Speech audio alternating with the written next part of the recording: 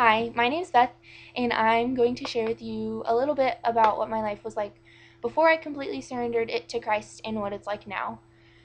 So before I surrendered my life to Christ, I would say that my life was completely aimless. Um, so I grew up in a Christian home, and I've gone to church my entire life. And I was always just a really good kid. I never really got into trouble. I had good friends. I had good relationships with my parents and my sisters. And I became a Christian at a young age. I knew that I had done wrong and that I continued to do wrong, and I knew that God was perfect. And so I knew I needed His forgiveness so that I could have a relationship with Him. But honestly, for the majority of my life, I struggled over understanding what it was that God had actually saved me from. Um, I knew that I was a good kid, and so I had a hard time seeing why I needed God to change this life. So this meant that for most of my life, my faith was just about saving me from an eternity in hell. I didn't see why I needed to surrender my life to Christ or why I needed to let Him change my life because I was already good. I was already doing things the way I needed to be doing things, I thought. Um, but then I came to college and I had absolutely no idea what I was doing. Um, I didn't know why I was here. I didn't know anyone here. I didn't know what I wanted to do with my life.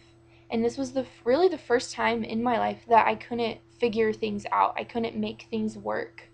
Um, and it was in this time where I felt like I was just messing everything up and ruining my life. It was in this time that God showed me that He's the only one that can give my life a purpose that's worth living for.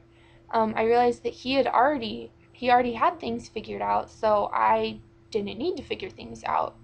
It was also in this time that I realized that it's not only about what He saved me from, but it's also what He saved me for. He saved me from my sin so that I could live a life for Him, experiencing Him. And so now I would say that my life is anchored in Christ. Um, and this is a daily commitment and a daily struggle, and I am daily, probably hourly, tempted to take the control back for myself and just figure things out on my own and just not really consider what God's part in it is.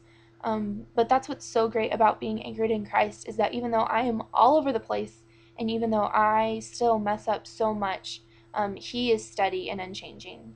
It's so freeing to know that it's not all on me and that I'm not gonna mess this up because He has put His purpose in everything that I do.